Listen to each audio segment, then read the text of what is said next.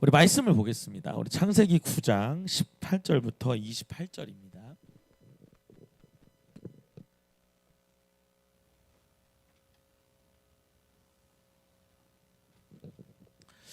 창세기 9장 18절부터 28절까지 제가 한 절 여러분 한 절 읽도록 하겠습니다. 제가 한 절 여러분 한 절 읽겠습니다.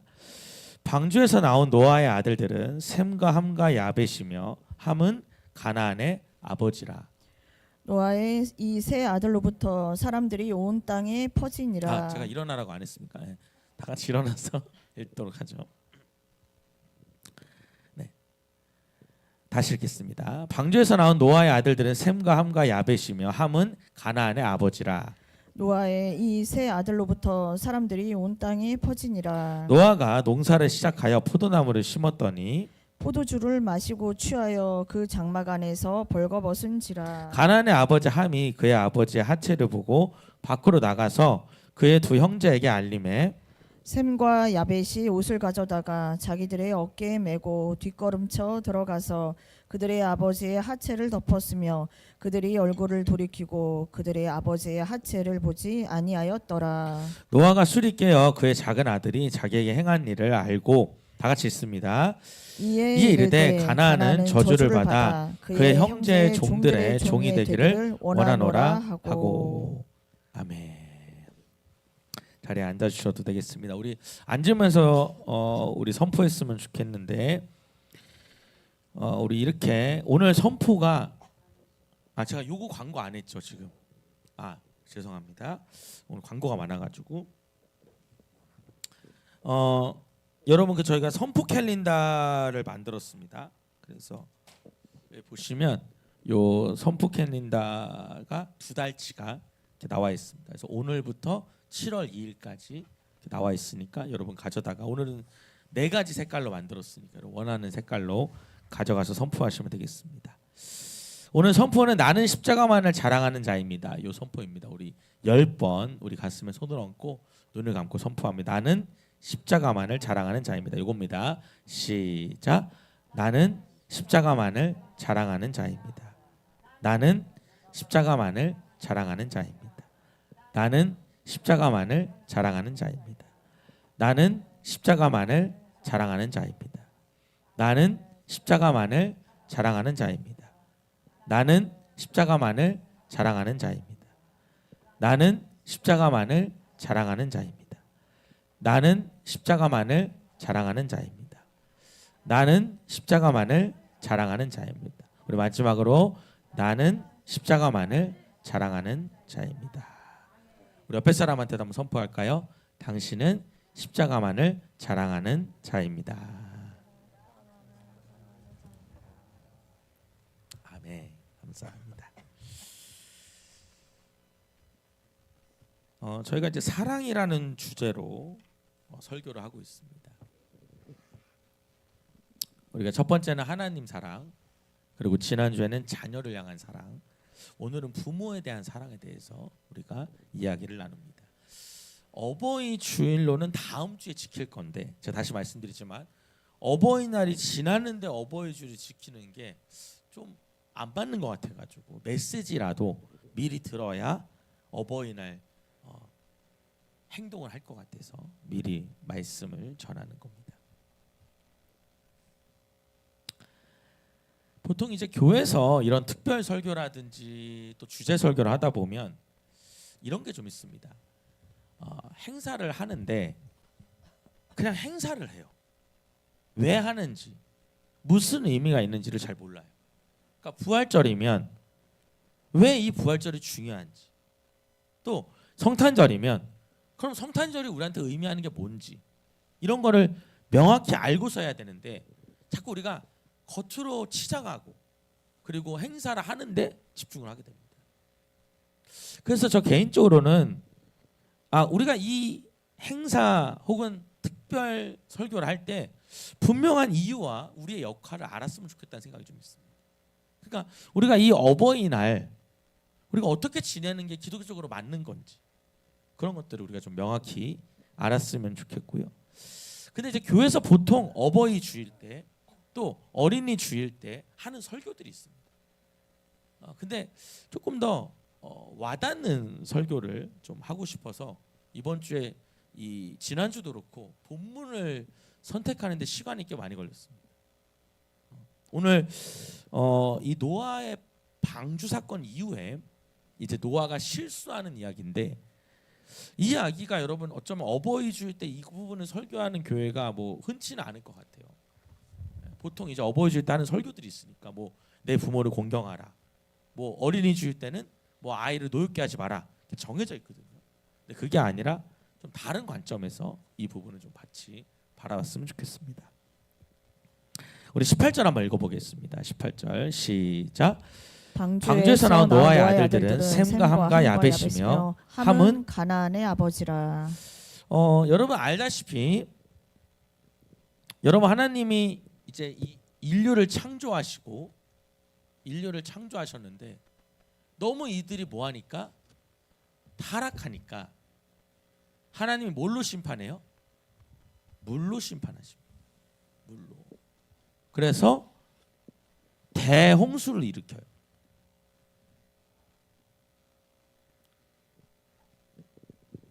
그래서 물로 다 인류를 멸절하십니다. 근데 그때 하나님께서 유일하게 살리신 가정이 있는데 그게 누구냐면 노아입니다. 노아와 노아의 부인, 그 다음에 세 아들, 그 다음에 이 세 아들의 부인, 며느리라고 할게요. 이렇게 해서 몇 명입니까? 총 8명이 살아남게 됩니다. 그래서 그 혼수 사건 이후의 이야기가 오늘 이야기입니다.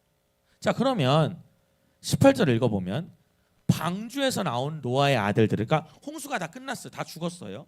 다 죽었는데 방주에서 노아의 아들들이 나와요. 근데 아들들의 이름이 나오죠. 뭐래요? 셈과 함과 야벳이래요. 이게 이제 아들들이 셈과 함과 야벳이 세 명이. 그럼 여러분 이 셈과 함과 야벳의 부인들이 또 있게 되는 거죠. 있게 되는데 여기 보면 여러분 한 문장이 더 써 있습니다. 뭐냐면 함은 가나안의 아버지라. 이런 그 부분을 이렇게 표시해 놓으면 좋을 것 같아요. 이렇게 가로로 셈은 가나안의 아버지라. 함은 가나안의 아버지라 써 있습니다. 자, 다시 물어볼게요. 여러분 함은 가나안의 아버지라는 말이 왜 나올까요? 셈과 함과 야벳이 아들들인데 함은 가나안의 아버지라라는 말이 부차적으로 들어갑니다. 이게 왜 들어가냐면 여러분 이 부분을 여러분이 잘 이해하셔야 되는데 봅시다. 여러분 모세가 출애굽을 하죠. 그리고 여러분 출애굽을 해서 어디로 들어가죠? 가나안 땅으로 들어갑니다. 그래서 가나안 족속들을 다 뭐예요? 멸합니다. 그래서 여러분 이 부분이 뭐냐면 여러분 이스라엘 백성들이 가나안 족속들을 다 멸하는 이유를 여기서부터 적어 놓는 겁니다. 다시요. 여러분 이해가 되셔야 돼 이 부분이. 그러니까 여러분 모세가 이스라엘 백성들과 다 같이 이제 가나안 땅에 들어가는데 들어가서 그들을 다 죽입니다. 다 멸절시켜요. 근데 왜 그들을 멸절시키는지를 미리 써놓는 거예요. 이해가 되시겠습니까? 그래서 이렇게 되는 겁니다. 가나안 백성은 당연히 정복되어야 된다. 가나안 족속은 당연히 멸절돼야 된다는 것을 지금부터 보여주는 겁니다. 그래서 걷다 뭐라고 쓰냐면 이렇게 쓰면 됩니다. 가나안 정복의 당위성이라고 써놓으면 됩니다.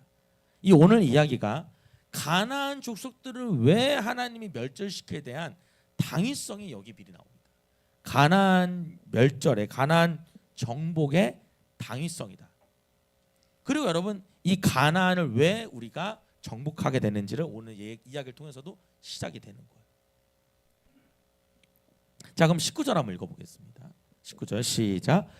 노아의 이 세 아들로부터 사람들이 온 땅에 퍼지니라. 자, 여러분 제가 이제 좀 이런저런 얘기를 자꾸 할 거예요. 노아의 세 아들로부터 사람들이 온 땅에 퍼졌어요. 자, 다시 물어봅니다. 지금 이 땅에 몇 명 남았죠? 총 맞습니다. 8명이 남았습니다. 자, 8명 중에 실제로 여러분 이 자손들이 번성할 수 있는 사람들은 몇 명이에요? 총 6명. 즉 3명의 가족들 뿐입니다. 노아의 세 가족들 뿐이에요. 그럼 여러분 이 노아의 세 아들과 며느리를 통해서 온 민족이 퍼지는 거예요. 여기까지 여러분 이해되셨죠?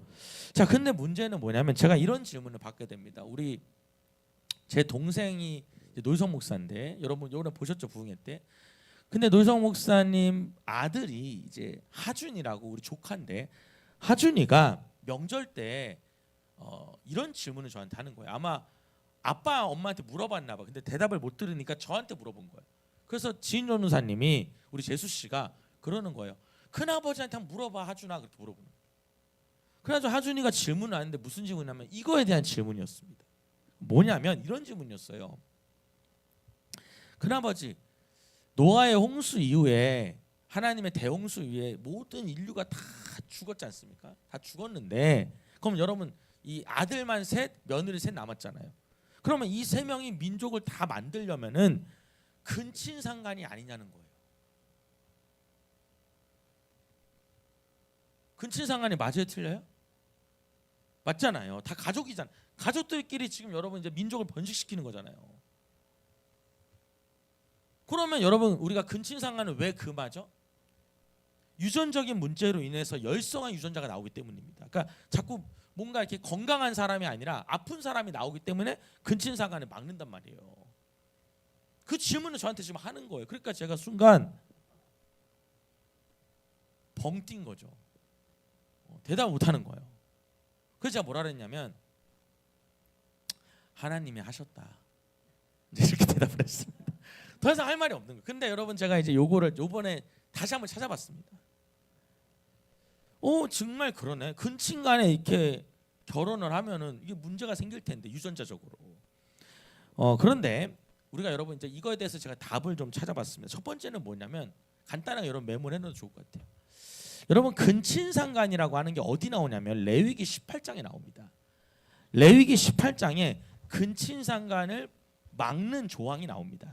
그럼 여러분 이게 어디서 나오는 거냐면 모세가 시내산에 올라가서 십계명과 함께 각종 율법을 받게 됩니다.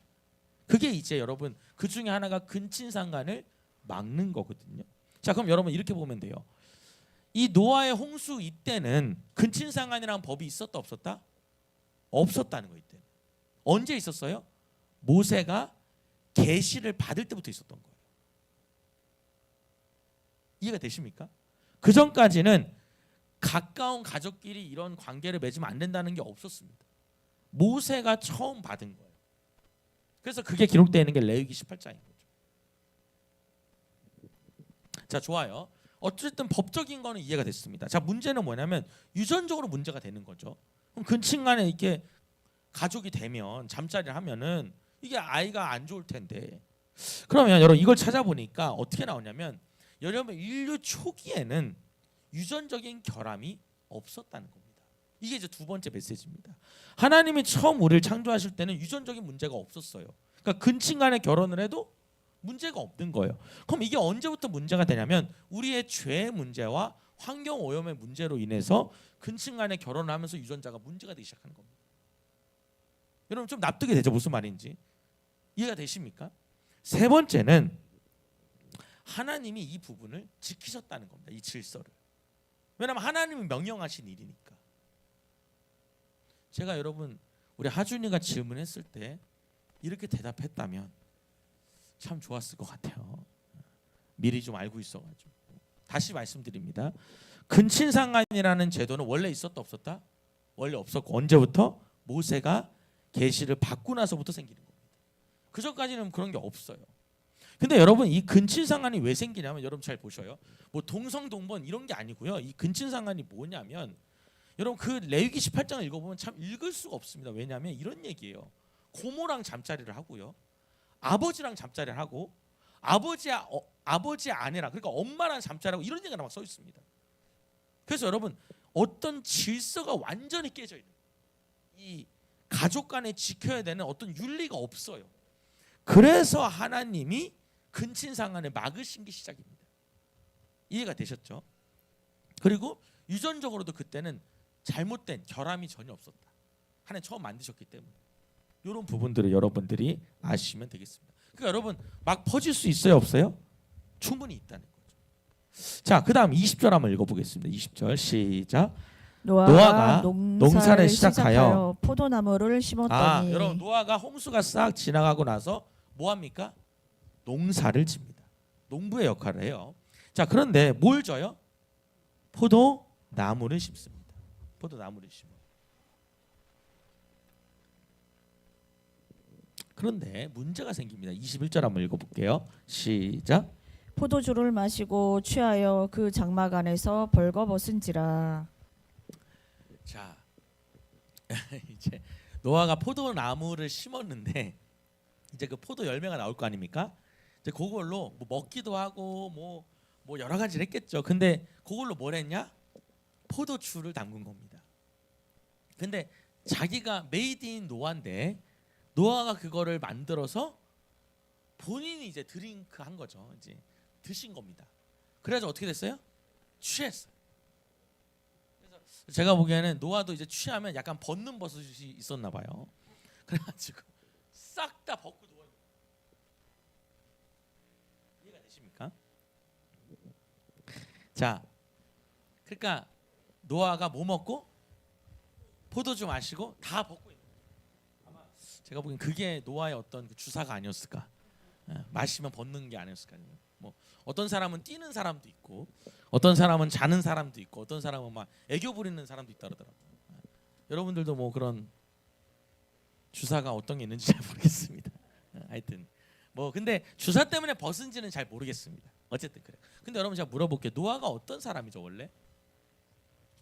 이렇게 술 먹고 여러분 누워서 실수할 사람입니까? 자, 한번 찾아보겠습니다. 창세기 6장 9절입니다. 그 앞에 이제 노아의 얘기가 나오는데 처음에 등장할 때 창세기 6장 9절입니다. 자, 같이 한번 읽어보겠습니다. 우리 앞에 띄어져 있으니까 같이 읽습니다. 시작. 이것이 노아의 족본이라. 노아는 의인이요 당대의 완전한 자라. 그는 하나님과 동행하였으며. 노아는 어떤 사람이에요? 의인입니다. 완전한 사람이에요. 하나님과 늘 동행해요. 그래서 여러분 유일하게 누구만 살아요? 노아의 가족만 살게 되는 겁니다. 왜냐하면 다른 사람들은 노아 말을 안 들어요. 홍수 난다는 얘기를 안 듣습니다. 12절을 잠깐 보면은 13절을 읽겠습니다. 좀 시간은 단축하기 위해서 13절. 네. 아니요. 우리 창세기 6장 13절 한번 읽어보겠습니다. 지금 9장 13절이고 6장 13절 한번 읽어볼게요. 시작. 하나님이 노아에게 이르시되 모든 혈육 있는 자의 포악함이 땅에 가득함으로 그 끝날이 내 앞에 이르렀으니 내가 그들을 땅과 함께 멸하리라. 그래서 여러분 너무 죄가 많으니까 다 멸해버린다고 얘기했습니다. 그러면서 18절에 보면 노아한테 방주를 만들려고 합니다. 시작. 그러나 노아는 내가 내 언약을 세우리니 너는 내 아들들이나 내 아내와 내 며느리들과 함께 그 방주로 들어가고. 그러니까 여러분 노아만 거기 들어가게 돼요. 그 가족들과. 그리고 22절 한번 읽어보겠습니다. 시작. 노아가 그와 같이 하여 하나님이 자기에게 명하신 대로 다 준행하였더라. 자, 줄쳐보겠습니다. 다 뭐했다? 지금 여러분 절 봅시다. 노아가 어떤 사람입니까? 여러분 노아는요 하나님이 선택한 사람입니다. 유일하게 선택한 사람이 노아입니다. 다 쓸어버리는데 다 홍수로 심판하는데 유일하게 하나님께서 선택한 사람이 노아입니다. 그럼 여러분 그 노아는 어떤 사람이 의인이고 완전한 사람이고 하나님과 동행하는 사람이고 하나님이 선택한 사람이고 하나님의 말씀에 다 순종하는 사람이에요. 자, 그런데 여러분 이렇게 봅시다. 그 노아가 지금 뭘로 실수했다? 포도주로 인해서 실수했다 이 말이에요. 자, 이게 무엇을 뜻합니까? 아무리 의로운 사람이라고 할지라도 뭐 할 수 있다? 실수할 수 있다는 거예요. 어떤 면에선 완벽한 사람은 한 명도 없다는 겁니다. 여러분 성경에는 이번에 이 포도주에 대해서 나온 김에 이 포도주의 술에 대한 이야기를 잠깐 좀 살펴볼 텐데 여러분 성경에 술에 대한 얘기가 많이 나옵니다. 근데 오늘 좀 너무 막 강하게 말하는 거 빼고 좀 간단하게 설명하는 걸 좀 보도록 하겠습니다. 잠언 23장 21절에 보면 한번 읽어보겠습니다. 이 두 구절인데요. 같이 크게 읽어볼게요. 술에 대해 성경이 뭐라 그러는지 시작. 술 취하고 음식을 탐하는 자는 가난하여질 것이요 잠자기를 즐겨하는 자는 헤어진 옷을 입을 것임이니라. 여러분 술에 늘 취하고 음식을 지나치게 탐하는 사람은 뭐한다? 가난하게 산다. 그리고 잠자기를 즐겨하는 사람들. 여러분 이건 무슨 뜻이냐면 게으른 사람을 말하는 겁니다. 게으른 사람은 어떻게 산다? 헤어진 옷을 입는다는 건 뭐냐면 가난하게 산다는 겁니다. 맨날 해진 옷만 입는다는 거예요. 그러니까 성경에서는 술에 취해 있는 것에 대해서 금한다고 볼 수 있죠. 에베소서 5장 18절에 보면은 이렇게 나와 있습니다. 시작. 술 취하지 말라. 이는 방탕한 것이니 오직 성령으로 충만함을 받으라. 자꾸 사람들이 그런 얘기를 예수님도 포도주 먹지 않았냐고 얘기를 합니다. 자, 여러분 저를 볼게요. 여러분 예수님 포도주 먹은 거 맞아요. 근데 여러분 개념이 좀 다릅니다. 여러분 예수님이 드신 포도주는 우리로 따지면 여러분 음료수에 불과합니다. 왜냐하면 여러분 지금도 이스라엘이라는 땅은 이스라엘의 땅 속에 있는 그 물은 석회가 섞여 있습니다. 그래서 여러분 이스라엘에 실제로 가보면 그냥 수돗물을 먹을 수 없어요. 왜냐하면 그 안에 돌가루가 있기 때문에. 그래서 뭘 먹냐면 그 물을 여러분 이 포도주로 만들어서 마시는 겁니다. 물과 같이. 그러니까 물과는 달라요. 이거. 그러니까 물의 의미라는 거죠. 이게 그냥 우리처럼 그냥 막 마시는 그런 술 취함과는 아예 다르다는 얘기예요. 그걸 여러분들이 잘 알고 계시면 좋을 것 같습니다. 자, 어쨌든 중요한 건 뭐예요? 노아도 술로 인해서 실수를 했다는 거예요. 자, 그런데 이제 문제가 더 생깁니다. 22절 한번 읽어볼게요. 22절 시작. 가나안의 아버지 함이 그의 아버지의 하체를 보고 밖으로 나가서 그의 두 형제에게 알리니. 자, 봅시다. 지금 셈, 함, 야벳이 있죠. 근데 함이 봅시다. 가나안의 아버지 함. 자, 여기서도 여러분 좀 볼 게 뭐냐면 함을 뭐라고 표현해요? 가나안의 아버지라고 써놨습니다. 여러분 잘 표시해 놓으세요. 그러니까 지금 계속 말하는 게 뭐냐면 가나안이 어떤 민족이 후손인지를 계속 말하고 있는, 그 가나안이라는 사람의 선조가 어떤 사람인지를 지금 계속 말하고 있는 거예요. 그 나중에 여러분 가나안을 정복할 만한 것이 당연하다라는 메시지를 담고 있는 겁니다. 이게 여러분 지금 제가 하는 말이 여러분 알아들으시는 분들은 굉장히 수준이 있는 거예요. 이해가 되십니까? 무슨 말인지. 그래서 여러분 모세가 왜 가나안을 정복하는지가 여기 나와 있다는 겁니다. 그래서 여러분 함을 그냥 함이라 안 하고 가나안의, 여러분 원래 이렇게 표현해야 되겠죠. 노아의 아들, 노아의 둘째 아들 이렇게 표현해야 되는데 그냥 노아 그 가나안의 아버지라고 표현하는 겁니다. 그러면서 함이 어떻게 하냐면 그의 아버지의 하체를 바라봤다는 거예요. 그리고 밖으로 나가서 그의 두 형제에게 말해줬다는 겁니다. 자, 여기서 중요한 게 있습니다. 아버지의 하체를 바라봤대. 자, 아버지가 지금 여러분 상상해 보세요. 아버지가 벌게 벗고 이렇게 누워 있어요. 술 취해가지고 노아가 당대의 의인이 술 취해서 이렇게 누워 있단 말이에요. 자, 그런데 아버지의 하체를 봤다는 이 하체가 뭐냐면은 남자의 생식기를 의미합니다. 그렇다 그렇게 씁니다. 그냥 그냥 벌거벗고 봤다는 게 아니라 남자의 생식기를 봤다는 거예요. 자, 그런데 또 하나 중요한 건 뭐냐면 하체를 봤대요. 하체를 봤다는 게 뭘까? 이 의미가 뭘까? 뭐 이렇게 생식기를 쳐다봤다는 거냐? 자, 한번 찾아보겠습니다. 레위기 18장 6절을 보겠습니다.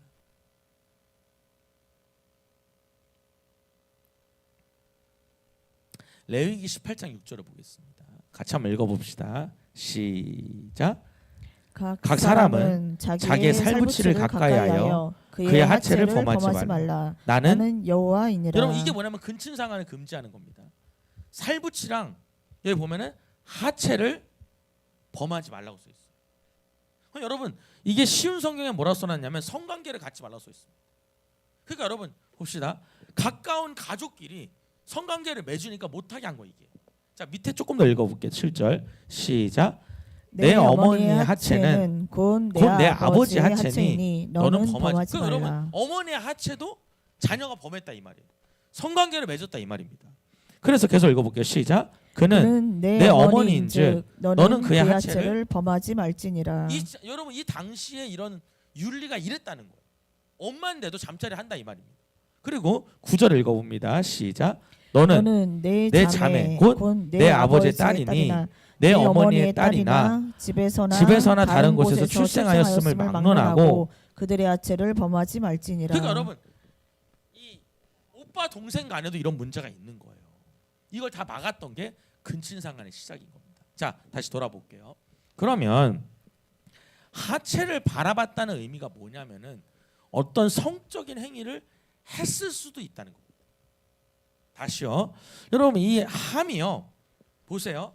자, 들어갔어요. 아버지가 뻘개 벗고 있어요. 이렇게 쳐다본다고 죄가 되겠습니까? 어떤 행위를 했다고 볼 수 있는 거예요. 자, 그걸 어떻게 보면 알 수 있냐면 창세기 9장 24절을 보겠습니다. 그 밑에를 잠깐 볼게요. 그 24절과 제가 연결해 볼게요. 읽어봅니다. 시작. 노아가 술이 깨어 그의 작은 아들이 자기에게 행한 일을 알고. 여러분 노아가 술이 깨니까 우리 아들이 자기한테 뭘 했다는 걸 알았다는. 근데 이게 뭔진 모르겠어요. 뭔진 모르겠으나 어떤 성적인 문제를 일으킨 것 같다는 거죠. 이건 여러분 추측일 뿐입니다. 여러분 이해가 좀 되셨습니까? 그리고 여러분 어떻게 해요? 다시 돌아와 가지고요. 21절에 보면 22절에 보면 자 보세요. 그의 아버지의 하체를 봤다. 그러니까 뭔가 했을 수도 있다는 거죠. 그리고 밖으로 나가서 어떻게 해요? 다른 형제들한테 말해준 거예요. 아빠 빨개 벗었어. 아빠 술 취해가지고 지금 뭐 아유. 그러니까 여러분 아버지를 흉보은 거죠. 자 그런데요. 23절 보겠습니다. 이 셈과 야벳이 이 얘기를 듣는데 읽어봅니다. 시작. 셈과 야벳이 옷을 가져다가 자기들의 어깨에 메고 뒷걸음질 쳐 들어가서 그들의 아버지의 하체를 덮었으며 그들이 얼굴을 돌이키고 그들의 아버지의 하체를 보지 아니하였더라. 자 봅시다. 셈과 야벳은 좀 다릅니다. 어떻게 하냐면 자 봅시다. 셈과 야벳은 함은 가가지고 뭘 했어요. 하여튼 뭘 하고 형제들한테 그걸 얘기했습니다. 근데 셈과 야벳은 자 옷을 가져가요. 옷을 가져가서 자기들 어깨에 맵니다. 메고 자, 아버지 저기 계신데 어떻게 들어가냐면 뒤로 들어가요. 왜요? 그 모습을 보지 않기 위해서입니다. 자 들어가서 아버지의 하체에다가 이렇게 살짝 덮은 겁니다. 그리고 얼굴을 돌려요. 돌리고 다시 나오는 겁니다. 그래서 아버지의 뭘 보지 않았다? 하체를 보지 않았다.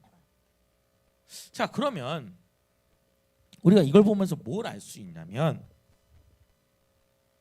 이 셈과 야벳은 함과 다르게 아버지의 흠을 뭐했다?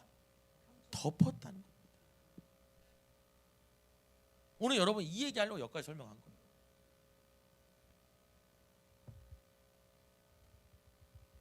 여러분 함은 어떻게 했습니까? 자신의 아버지의 문제를 다른 형제들한테 말했습니다. 그리고 가리지도 않았어요. 뭔가 하긴 한 것 같아요. 뭐 알 수는 없지만. 근데 셈과 야벳은 그렇지 않아요. 오히려 그의 아버지 하체를 가려드리고 자신들은 보지 않습니다. 저는 이것이 우리가 부모를 바라보는 관점에 된다고 생각했어요. 다른 말로 하면 뭐냐? 우리 부모님의 부족함을 덮어드리지 않는 거예요. 아멘입니까? 우리 엄마는 무식해. 우리 아빠는 무능력하잖아. 우리 집안은 맨날 싸웠어. 내가 이렇지 뭐. 이렇게 내 부모를 탓하고 내 부모의 흠을 잡고 내 부모를 맨날 미워하며 살지 말고 오늘 누구처럼? 셈과 야벳처럼 그 허물을 덮어주는 자가 되잖아. 여러분 이렇게 말해볼까요? 노아 같은 의인도 흠이 있었다 없었다?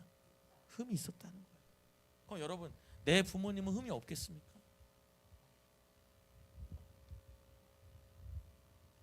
근데 여러분 어떤 사람들은 우리가 상처가 너무 크다 보면 그 아비 그 어머니를 늘 탓하며 살아요.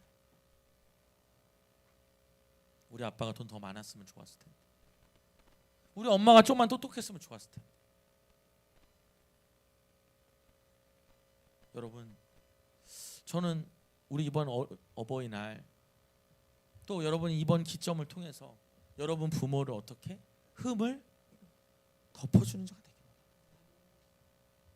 여러분 부모가요, 제가 이 어버이날 설교를 주면서 참 이렇게 많은 자료들을 보고 이렇게 이야기를 들었는데, 여러분 부모가 제일 들으면 마음 아파하는 말이 뭔지 아십니까? 제일 많이 마음 아파하는 말 뭘 것 같아요, 여러분? 이거더라고요. 날 왜 낳았어? 이게 가장 마음 아픈 얘기야. 이럴 거면서 나를 왜 낳았어?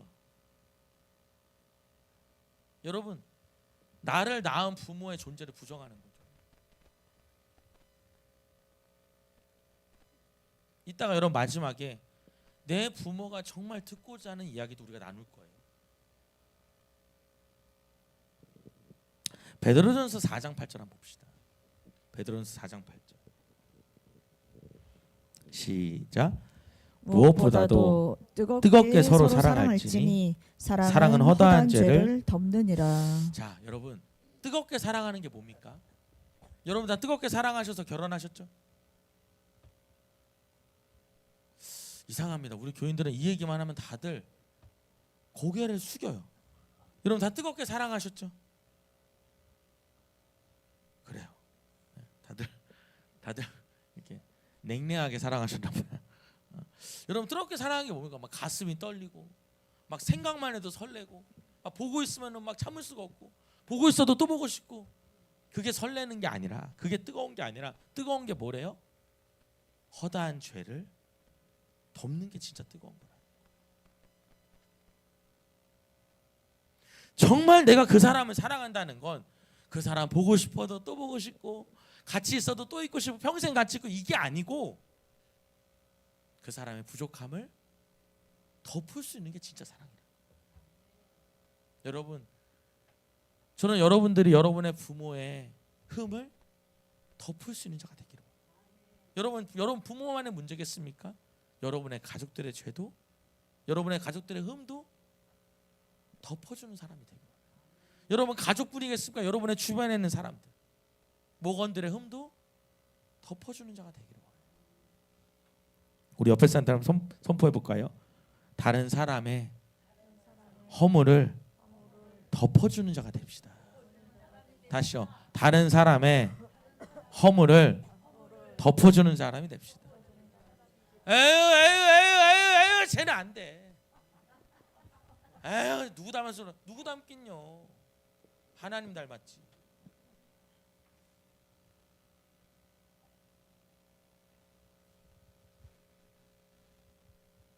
내가 낳은 내 자식을 내가 보면서 너 왜 태어났냐라고 말하면 그게 뭐가 되는 겁니까?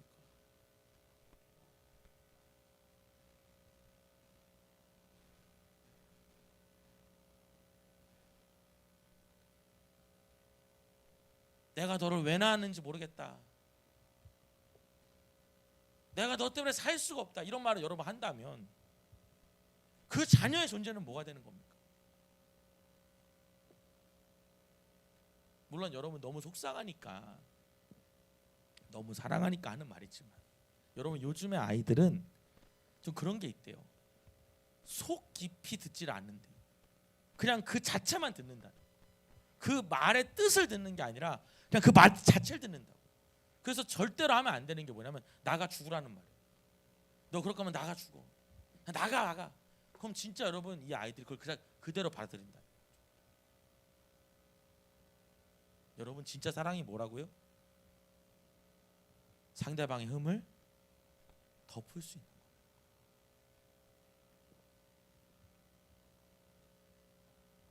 너는 잘했냐? 그래서 너는 나은 게 있냐? 서로 헐뜯고 서로 지적하는 것이 아니야. 그걸 덮는다는 거죠. 여러분의 부모님 부족함이 있죠. 근데 여러분이 하나님의 사랑으로 잘 덮으십시오. 아멘. 24절 한번 보겠습니다. 시작. 노아가 술이 깨어 그의 작은 아들이 자기에게 행한 일을 알고. 술이 깨니까 이 함이 뭘 했던 것 같아요. 그걸 이제 깨닫게 됐습니다. 자, 그리고요 25절입니다. 시작. 이에 이르되 가나안은 저주를 받아 그의 형제의 종들의 종이 되기를 원하노라 하고. 그래서 여러분 함이 뭐 합니까? 저주를 합니다. 자, 근데 여러분 자 봅시다. 눈치가 빠른 분들은 뭔가 이상한다는 걸 느낄 거예요. 혹시 아시겠습니까? 뭔가 이상한데? 이 구절을 가만히 보면 여기 보면은 모세가 뭐예요? 저주를 하는데 누굴 저주합니까? 가나안을 저주합니다. 자, 지금 여러분 누가 실수했죠? 함이 실수했어요. 근데 가나안을 저주합니다. 그러면서 그의 형제들의 종들의 종이 되기를 원합니다. 그럼 여러분 셈과 야벳의 종의 종이 되기를 원한다. 그렇게 저주를 하는 겁니다. 여러분 당대 의인이고 완전한 사람이고 주님과 동행하는 이 노아가 이런 저주를 했다는 거에 대해서 참 어떻게 설명해야 될지 모르겠어요. 그런데 중요한 건 뭐냐면 여러분 노아가 이렇게 저주를 했잖아요. 가나안 사람을. 근데 저주한 대로 되었다는 겁니다.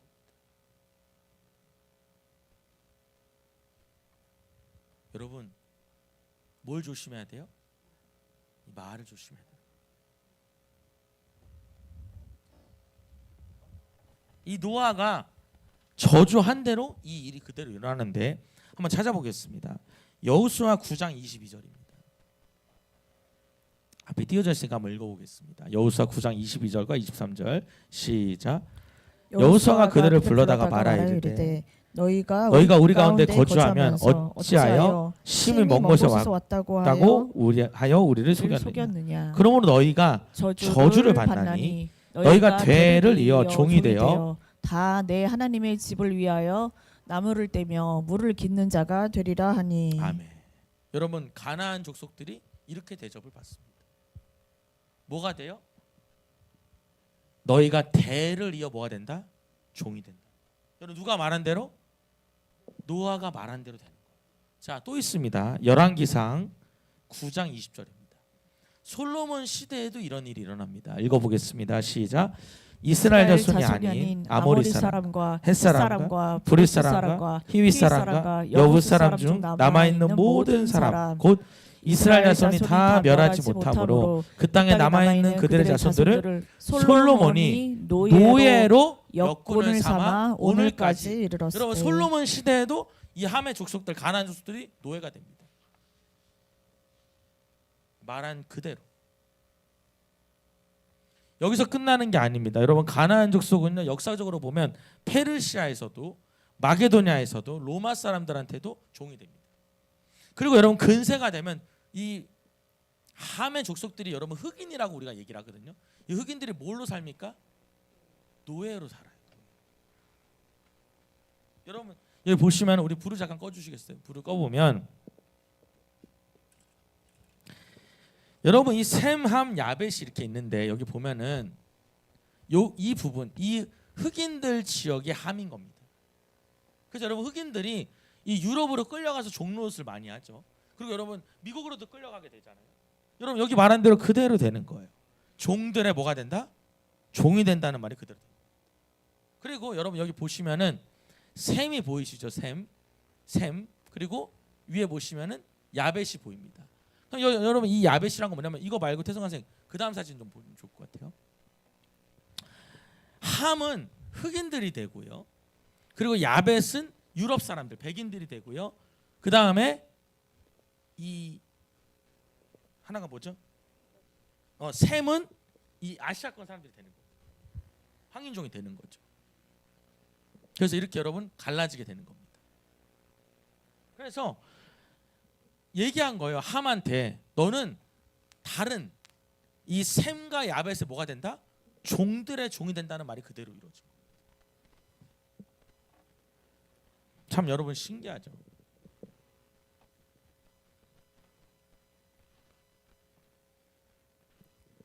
자, 여기서 끝나지 않습니다. 26절 한번 읽어보겠습니다. 26절 시작. 또 이르되 셈의 하나님 여호와를 찬송하리로다. 가나안은 셈의 종이 되고. 27절입니다.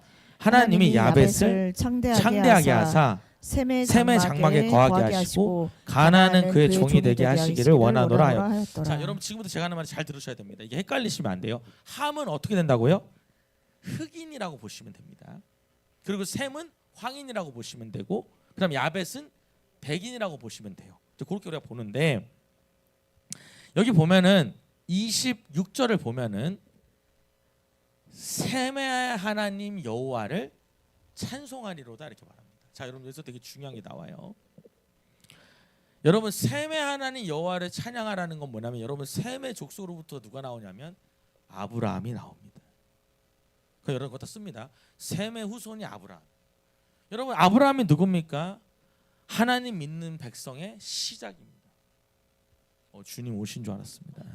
주님이 오신 줄 알고. 즉 여러분 이 셈으로부터 신앙이 시작이 되는 겁니다. 하나님 믿는 민족이. 자, 그런데 자 봅시다. 그래서 셈의 하나님 여호와를 찬송하리로다. 그리고 가나안은, 함은 누가 된대요? 셈의 종이 된다는 거예요. 자, 그리고요 27절 봅니다. 하나님이 야벳을, 그래서 여러분 가장 부강한 나라가 어디예요? 유럽 쪽이 되는 거죠. 이 백인들이 가장 부강한 나라가 되는 겁니다. 그리고 셈의 장막에 거하게 하셔요. 자, 여러분 제 얘기 잘 들어보십시오. 자, 신앙의 시작이 어디서부터 시작해요? 어느 민족? 셈의 민족에서부터 시작해요. 자, 그런데 자, 셈의 민족에서 이제 여러분 아브라함이 시작되고, 아브라함이 나중에 어디까지 갑니까? 예수 그리스도까지 가는 겁니다.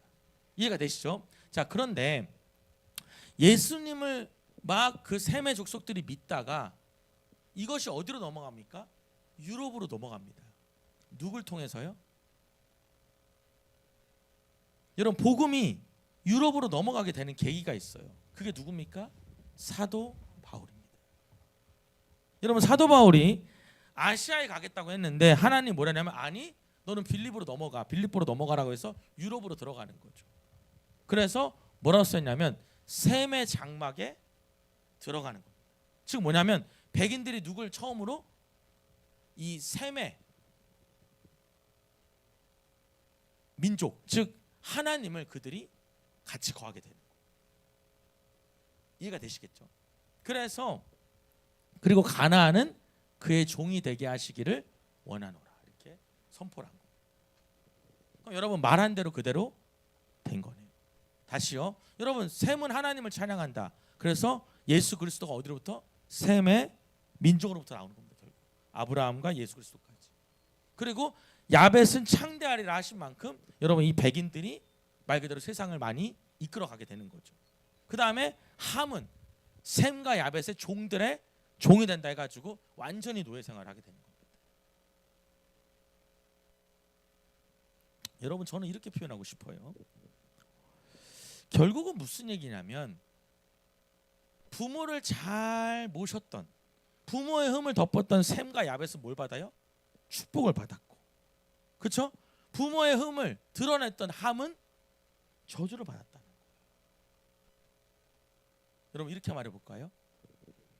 부모를 공경하는 것이 축복의 길이라는 겁니다. 한번 따라합시다. 부모를 공경하는 것이 축복의 길이다. 노아의 이 축복과 저주가 그대로 자녀들한테 이어진 거예요. 여러분 이렇게 말해볼까요? 부모가 흠이 있던지 없던지 상관없이 부모라는 그 존재만으로 뭐한다? 공경해야 된다. 그것이 뭐가 된다? 축복이 된다는 거죠.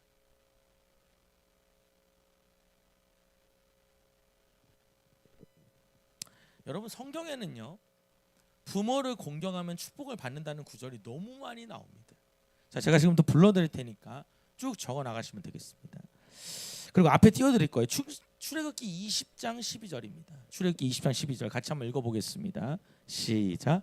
내 부모를 공경하라. 그리하면 내 하나님 여호와가 내게 준 땅에서 내 생명이 생명이 길리라. 자, 여러분 여기서 내 생명이 길다는 건 다시 말씀드려요. 단순히 오래 산다는 게 아니라 축복을 의미합니다. 축복 중에 하나를 써놓은 거예요. 그냥 오래 사는 건 또 축복 중에 하나니까 다른 말로 하면 네 부모를 공경해라. 그럼 네가 뭐한다? 축복받는다 이 말. 다시요. 여러분 제 얘기 잘 들어보셔요. 우리가 부모가 어떻든지 간에 하나님은 그렇게 우리를 세우셨다는 거. 부모를 공경하는 그것만으로 뭘 받는다? 복을 받게 하셨다 이 말이에요. 동의하시면 아멘 합시다. 자, 신명기 5장 16절입니다. 시작. 너는 같이 읽어보겠습니다. 시작. 너는 내 하나님 여호와께서 명령한 대로 내 부모를 공경하라. 그리하면 내 하나님 여호와가 내게 준 땅에서 내 생명이 길고 복을 누리리라. 하나씩 좀 떼어주세요. 태영 강사님 앞으로. 그 다음 거부터는. 여러분 여기 뭐라 그래요? 내 부모를 뭐해라? 공경해라. 네, 괜찮습니다. 공경하면 여호와께서 내게 준 땅에서 내 생명이 길고 복을 누린다. 자, 그 다음에 잠언 23장 25절을 보겠습니다. 한번 읽어보겠습니다. 시작. 내 부모를 밑에 겁니다. 밑에 거 시작. 내 부모를 즐겁게 하며 너 낳은 어미를 기쁘게 하라. 잠언 23장 22절에 보면 한번 읽어보겠습니다. 위에 있죠. 시작. 너를 낳은 아비에게 청종하고 내 늙은 어미를 경히 여기지 말지니라. 계속 부모를 공경하는 얘기가 써 있습니다. 골로새서 3장 20절입니다. 골로새 3장 20절 시작. 자녀들아 모든 일에 부모에게 순종하라. 이는 주 안에서 기쁘게 하는 것이니라. 이게 주 안에서 기쁜 일이 된다. 자, 그리고요 에베소서 6장 1절입니다. 6장 1절 시작. 자녀들아 주 안에서 너희 부모에게 순종하라. 이것이 옳으니라. 내 아버지 어머니를 공경하라. 이것은 약속 있는 첫 계명이니 이로써 네가 잘되고 땅에서 장수하리라. 여러분 네 아버지 어머니를 공경하면 약속의 첫 계명이 있대요. 그게 뭐냐? 네가 잘되고 장수한다는 거예요. 자, 다시요. 여러분 제 얘기를 잘 들어보셔요. 부모가 이렇게 했으니까 공경을 하고 부모가 이렇게 했으니까 공경 안 하고 이게 아니라는 거예요. 그냥 이것이 하나님 우리를 지으신 창조 질서인 거예요. 내 부모를 공경할 때 아멘? 그때 뭐가 임한다? 축복이 임한다. 근데 여러분 이 얘기는 조심하셔야 돼요. 뭐냐면 제가 다른 전문가들도 이런 얘기를 하더라고요. 정말 자녀에게 해를 끼치는 부모가 있습니다. 제가 말하는 해 끼치는 건 뭐냐면 괴롭히고 뭔가를 자꾸 이렇게 물질로 막 힘들게 하고 이런 것들 있잖아요. 그러면 여러분 전문가들은 말해요. 관계를 그때는 끊어야 될 수도 있다.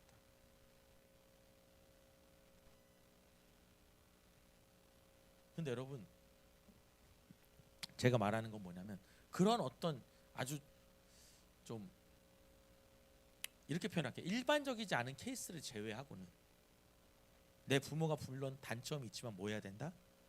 부모라는 그 이유만으로 뭐 해야 된다? 공경해야 된다. 그게 뭐가 있다? 축복이 있다는 거. 여러분 이렇게 말해볼까요? 여러분의 부모님이 여러분을 보고 축복하기를 원합니다. 아멘. 자, 26절, 27절 다 봤죠? 28절입니다. 이제 다 했습니다. 시작. 홍수에 노아가 350년을 살았고 29절에 그의 나이가 95세가 되어 죽었더라. 오늘 여러분 저는 말씀 마무리합니다. 첫 번째로 우리는 우리 부모의 허물을 뭐하고? 덮고. 허물을 뭐하자? 덮고. 없고 부모라는 이유만으로 뭐하자? 공경하자. 아멘. 그냥 부모라는 그 이유만으로. 여러분, 어쩌면 부모를 공경하는 게 부모를 위한 것이 아니라 내가 복받는 길일 수도 있어요. 그게.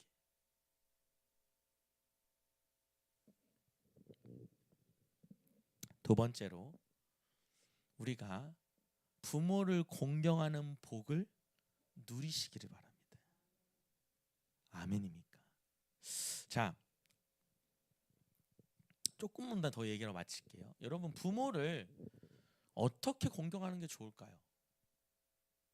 부모를 어떻게 하는 게 효도하는 걸까요?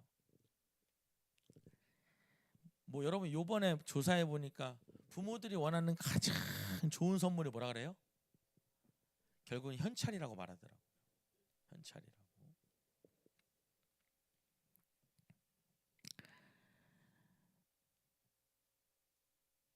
여러분, 부모가 진짜 원하는 게 뭘까? 돈 주는 겁니까? 그럼 여러분, 부모님한테 돈만 주면 끝나는 거겠네요. 부모 너무 행복하겠죠. 부모님이 야 요번에 50만 원이나 줬냐? 근데 여러분, 그런 부모님도 있더라고요. 자식이 준 돈을 하나도 안 쓰는 부모도 있더라고. 보니까 못 쓰겠다 그러더라고. 못 쓰겠다.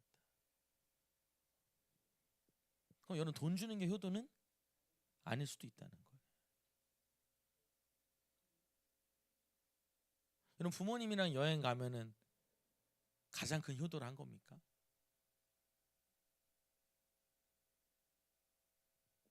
제가 여러분 찾다 보니까 이런 것도 있더라고요. 부모가 여행 가면 하면 안 되는 말 15가지. 첫 번째가 뭐냐면 나 오늘 못 나간다 그러더라고요. 여행 갔을 때 부모들이 힘들어서 나 오늘 못 나간다 이 말 하면 안 된다는 거예요. 무조건 나가야 된다는 거지.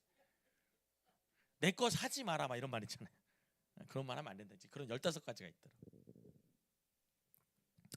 무슨 얘기냐면 진짜 부모에게 효도하는 게 뭐냐는 거예요.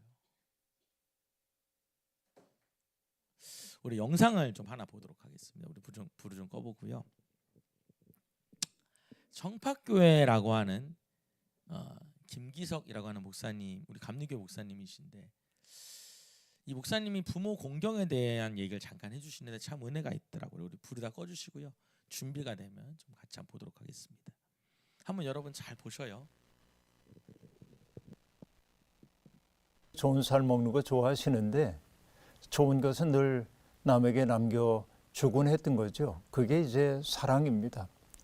사랑이라고 하는 것은 좋은 것을 다른 사람을 위해 남겨둘 줄 아는 마음이 사랑이거든요. 결국은. 그러니까 우리는 그 사랑을 먹고 산 거죠. 인생이 사랑이라고 말하는 까닭은 바로 그런 데 있다고 볼 수 있습니다.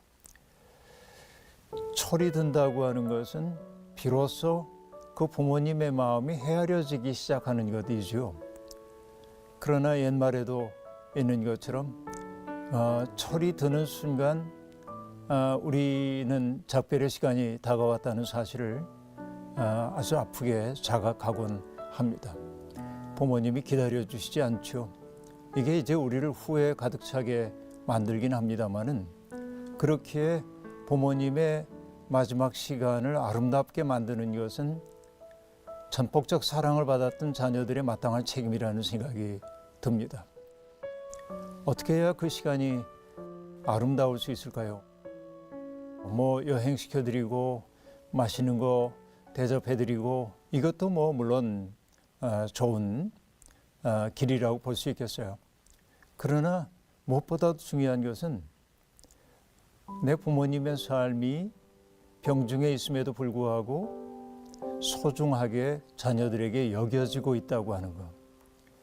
내 부모님들이 비록 내게 지금 남겨줄 수 있는 것도 없고 또 당신의 몸과 마음을 온전히 우리에게 의탁할 수밖에 없지만 그럼에도 불구하고 그 어머니 아버지의 삶이 자녀들에 의해 받아들여지고 존중받고 있고 사랑받고 있다고 하는 사실을 느낄 수 있도록 해드리는 것.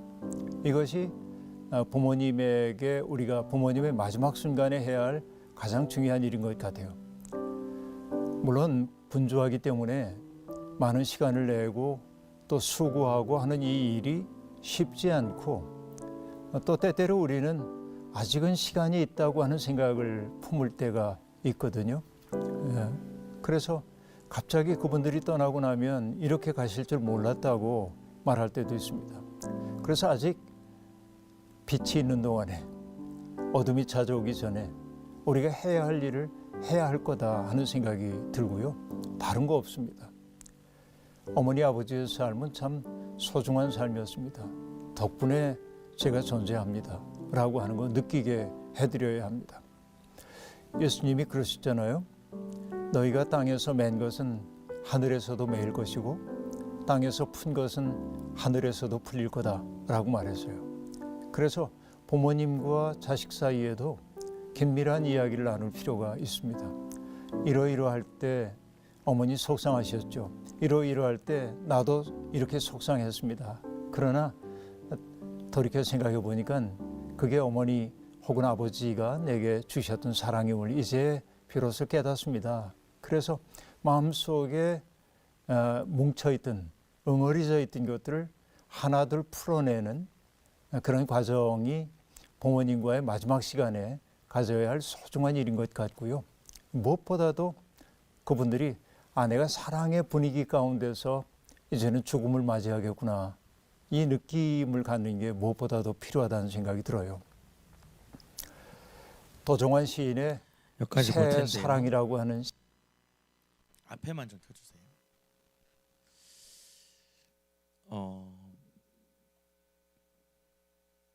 이 목사님이 하시는 말이 뭐냐면 정말 부모가 원하는 건 뭐냐. 맛있는 거 사드리고 여행 가는 것도 있겠지만 부모님이 존중과 사랑을 느낄 수 있게 해야 된다는 거예요.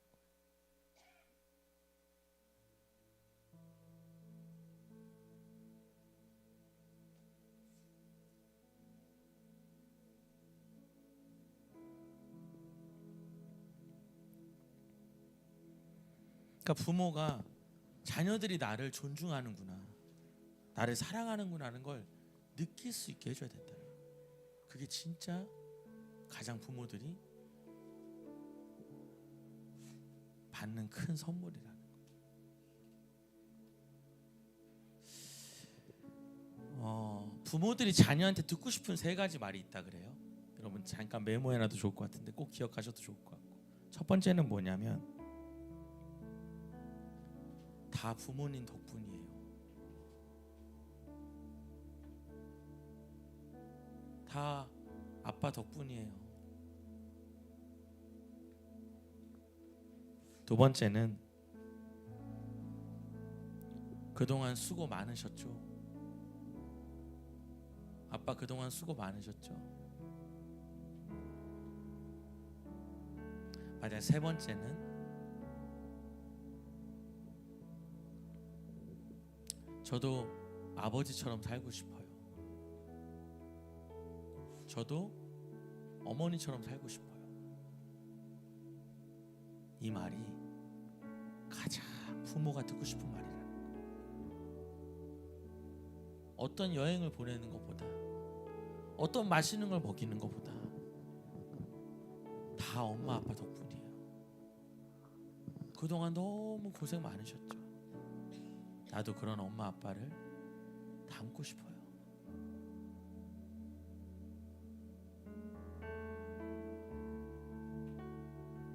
날 왜 낳았어? 날 이러려고 낳았어라는 말이 가장 아픈 것처럼 반대로 아버지 어머니 덕분에 제가 이렇게 있어요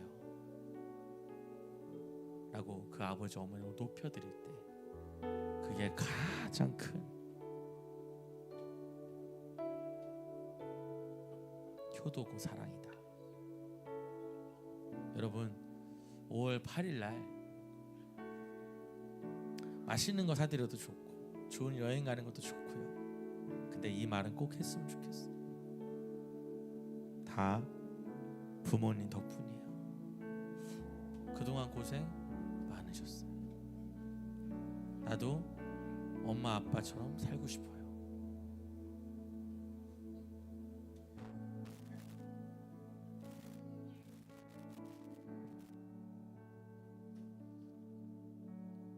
이 시간에 우리 눈을 감아봅시다.